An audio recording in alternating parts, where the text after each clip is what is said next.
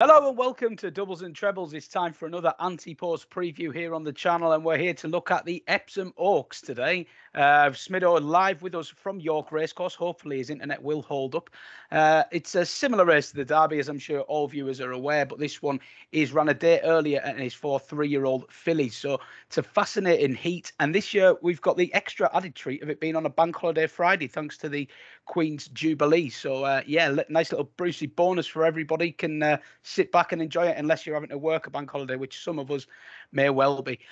All the trails are now in the history books as I speak, and the main contenders have been pretty well established. There's a very familiar feel to the race, with Aidan O'Brien and John Gosden having runners at the top of the market. They've won the last 7 renewals of this race between them as it goes. And of course, Charlie Appleby also has a couple of strong contenders in the Godolphin ranks. So I'll chuck you straight in at the deep end, Smido. Where is your money going as of the 12th of May, 2022 at 2:19 p.m? Well, I've spent a fair bit looking at this race, Prime Man, and going through all the contenders. And I was going to give you the answer of Tranquil Lady. I really like her for Joseph O'Brien. But then yesterday, at time of recording, this is Thursday the 12th, yesterday, Emily Upjohn, who was already pretty much favourite on the exchange, went and absolutely wazzed in the Musadora Stakes at York. She won that by over 5 lengths, instantly went from, say, 7-2 into 6-4, deservedly so. She was impressive at Sandown, and she went on to be even more impressive when stepped up in levels yesterday at York. But we'll come to her in a minute. Tranquil Lady is the short answer to your question. She would be my bet at the moment. She's in the region of 12-1. I think she'll probably run, and she would be, I think she's shown, other than Emily Upjohn, who we will come on to, she's definitely shown the best form in the book, and she's available at a double figure price. Tranquil Lady is a half sister to Joseph's dual Group 1 winner, State of Rest. He won a Group 1 in France just a couple of weeks ago, so she's well bred, will get the trip. She was disappointing first time up this year, but bounced back with a lot of authority in the Group 3 Blue Win Stakes at Leopardstown on May the 7th.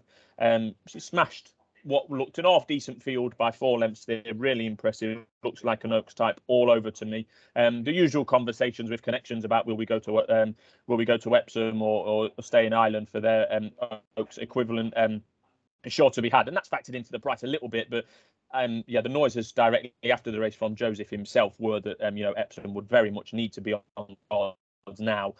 So yeah, the short side of that is Tranquil Lady is certainly the one of biggest interest to me, but Emily Upjohn is a massive threat. Yeah, it seems a good time to touch on Emily Upjohn and Tuesday, who were vying for favouritism before Emily Upjohn's performance, and as we say, from the O'Brien and Gosden live yards, plenty of pedigree among that pair. So talk to us about Emily Upjohn, and maybe a bit on Tuesday as well. Yeah, so I was really quite impressed by Emily Upjohn on her first start this season. She only had 1 start last year on the all-weather. She went to Sandown in April this year and could hardly have been any more impressive in a novice event there. She won that by 9 lengths. She carried a £7 penalty on the day and still won by 9 lengths. The 8th that day has since come out and won by 16 lengths at Kempton, which is the biggest winning distance on the flat so far this year.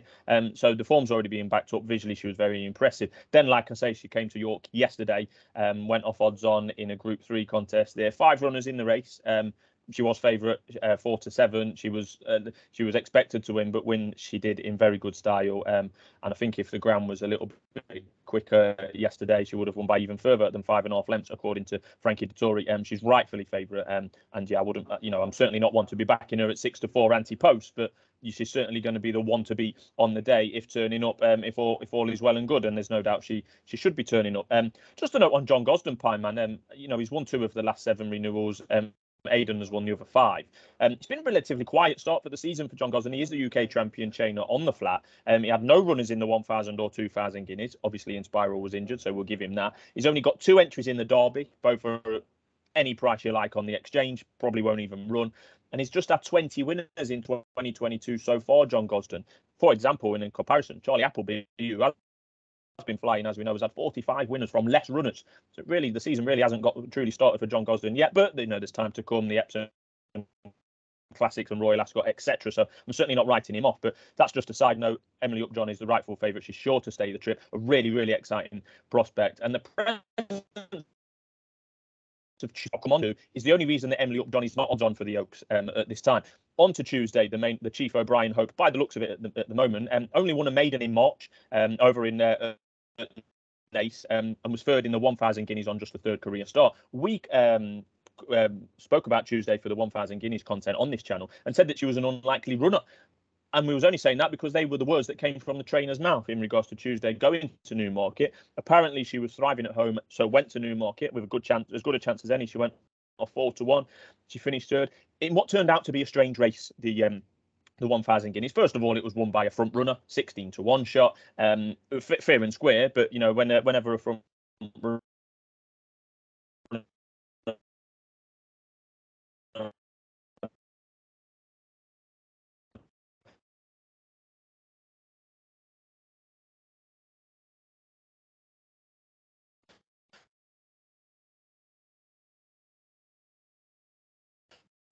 restart, she's finished 2 lengths third in the 1,000 guineas. A full sister to Moonlight, who won the Oaks, and a full sister to Empress Josephine, who also won the Irish 1,000 guineas. Both, although Minding won the Oaks, she was much better over shorter than a mile and a half, much better. She only actually tried a mile and a half once. So there is question marks whether Tuesday will actually stay in what looks a decent renewal of the Oaks at this stage.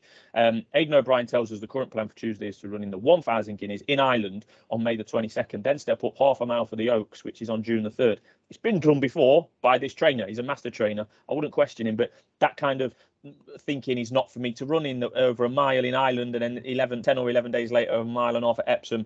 Not for me. I'm happy to oppose her at 4-1. She's a much bigger price on the exchange, and that only got bigger yesterday after Emily Upjohn performance at York. Yeah, so the two leading principles in the market there discussed and your fancy discussed. But next up, we have the Godolphin duo of With the Moonlight and Life of Dreams. With the Moonlight, exceptionally bred. But yeah, what do you make of those two? Yeah, so with the Moonlight, Tranquil, filly trained by Charlie Appleby, the ingredients are good. He's had much success with similar types last season and this already. She's only won a maiden though, Pine Man, 1 maiden and 2 novice events so far. She's had 5 starts. She was tried in a listed event at the end of last year, but got no way near winning. To be honest, she's been out this year and won a good looking novice race at Newmarket by over 4.5 lengths, but it is a big step up to Epsom. The form of that most recent win at Newmarket doesn't look any good to me either, to be honest. There was a Judmont filly in there, Crenell, who I was happy to take on the day. I don't think she's very good, and she duly went and failed quite badly on that day. And she wasn't exactly strong in the market that day with the Moonlight. And over the years, you like to see Godolphin horses, particularly the younger ones, the 2- and 3-year-olds supported in the market. With the Moonlight was not, but she still went to it. She still went on one. Wouldn't be Appleby's usual style to go from a novice race to a classic, so she might not actually run. But she's 8 or 10-1. I'd be dead against her. Life in contender that also might not run because she ran at York yesterday and was beaten duly, put in her place by Emily Upjohn over 5.5 lengths. I really like Life of Dreams from a debut in April at Newbury. She was lovely on to the eye. And there was 15 runners that day, but unfortunately the form has not stacked up since for Life of Dreams. From that Newbury maiden that she won, there's 10 runners have come out of it. Only 1 has won.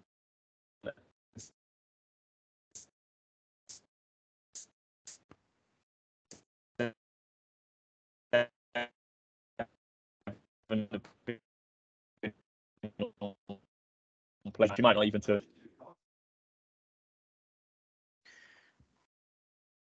Yep. Yeah, so as usual, we've got Aidan O'Brien runners aplenty in the classic Ante Post market, and we've got the likes of Concert Hall, Thoughts of June, the Algarve, and History, all around that sort of 16 to 20, 25s mark. What do you make of those? Yeah, I can give you a quick run through them. A couple of them are going to go that Irish 1,000 to the Oaks route that I'm on record as saying I don't like already. So that's a cross in their box, if you like. Concert Hall, I don't think she'll stay a mile and a half anyway, to be honest, although she is out of an Oaks winner in a horse called Was. But yeah, I think she's got a bit of a stepping up to do. She's around 10-1. Thoughts of June is the one I like from those you've just mentioned, Pieman. She won the Cheshire Oaks gamely from the front. She was reversing the form with another Irish horse called Above the Curve at Chester that day. She looks a stayer. She'll definitely get the trip, and she's going to go straight there to the Epsom Oaks, which is a key positive to me. She's 16-1. I think she's the one that's probably underestimated in the market, to be honest, from those that we've seen on the track. The Algarve was another one that, you know, probably isn't going to run at Epsom now. She ran in the Emily Upjohn race and got absolutely smashed. So she's probably not going to run. And History is another one that's, you know, not quite, you know, all she's done at the moment is win a Group 3 by, you know, under a length. So she needs to step forward. Just another one of the Aidan O'Brien that's got, you know, these Galileo colts and fillies. Obviously, we're talking about fillies here that are just bred to do the job, but they're going to need to step up to do so. You've already touched on it there. I just want to bring you back. You've made a strong case, for, obviously, for Tranquil Lady, trained by Joseph O'Brien, and similar price for the same trainer, Above the Curve. I thought she looked the best horse at Chester.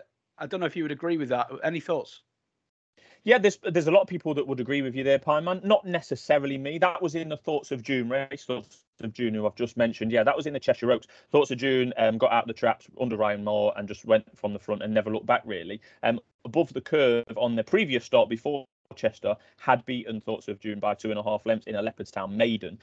Yeah, Above the Curve, it certainly didn't go her way at Chester. She was kind of caught wide around a couple of the bends. She was a bit further off the pace than she would have liked to have been. And then coming around the bend, yes, she looked the winner. Thoughts of June went off 5-4. Above the Curve went off 5-4, and Thoughts of June was a much bigger price on the day. So yeah, as they was turning the bend, it looked like Above the Curve was gonna gun her down, but she didn't. Thoughts of June stayed on really well and gamely. A couple of points on Above the Curve. Has hung left on the last 2 starts, including at Chester. That would be a worry temperament-wise going to Epsom. It is a cauldron of atmosphere and people, and you know, it's just a unique event for horse, jockey, and spectator as well. So that might be a point to make there. She certainly wants to consider for Epsom, and a lot of people, rightly so as well, would think that Above the Curve can reverse the form with the likes of Thoughts of June. But is she good enough to go past the likes of Emily Upjohn? And that's the kind of question we need to ask ourselves when whichever horse we're considering for this, including mine, Tranquil Lady, are they good enough to get anywhere near beating Emily Upjohn? And on the evidence we've seen so far, Emily Upjohn was absolutely excellent, and you know, she's had 2 races this year and won them both by an aggregate distance of 15 lengths. So there's a lot to like for Emily Upjohn. That's why she is favourite. I think the likes of Tranquil Lady and Above the Curve could well be playing for the places on the day. Yeah, not many chinks in the armour of the favourite, and form frank to the extreme yesterday. I think we've run through most of the contenders, but I should just ask before I wrap it up. Are there any ones at a huge price that you would consider? I'm guessing not, the way you're talking. Yeah, well, there's a lot of entries at this stage, Prime, and as is normal for classic like this, is quite a few of them might not run. I think the presence and the form and the impressiveness of Emily Upjohn might put off some of those contenders, like we've mentioned. The 2 Godolphin horses, I think, have got excuses or reasons not to run. So the short answer is no. But one horse that I've got a slight eye on is one called Nashwa, again for John Gosden. So he also trains the favourite and Nashwa. Nashwa's had a couple of starts, the most recent of which was at Haydock, where she won by 6.5 lengths. She was really quite impressive there. There is actually one official trial left, Pineman, that is happening after we've recorded this. Most of the trials have happened before. But yeah, Nashwa is likely to go off odds-on favourite for a 1 mile 2 listed race at Newbury on Saturday. The there, she would have to be winning here, you'd have thought, to have anything to be going to Epsom. But yeah, Nashwa could well be the market mover between now and Epsom. But yeah, I don't really see much change other than that. Nashwa to keep an eye on then, and it's Tranquil Lady, which is the value selection for Adam. Although I think it's fair to say not many chinks in the armour of Emily Upjohn as we speak. A very, very strong favourite, who I'm sure will have plenty of support. Do let us know who you're backing in the comments. And I think we maybe had a couple of signal dips in and out, but Adam's going from an undisclosed location today. So I'm hoping that most of it's got through to you anyway. We'd love to hear what you think about the Oaks and where your money will be going at this early stage. We'll have a couple more updates before race day itself, I am sure. So do keep your eyes on the channel and do subscribe if you don't already. It really helps us out. And we've been growing the subscribers nicely in the last month or so. So yeah, it'd be great to have you on board permanently. Thanks very much for watching, and we'll hopefully see you again soon.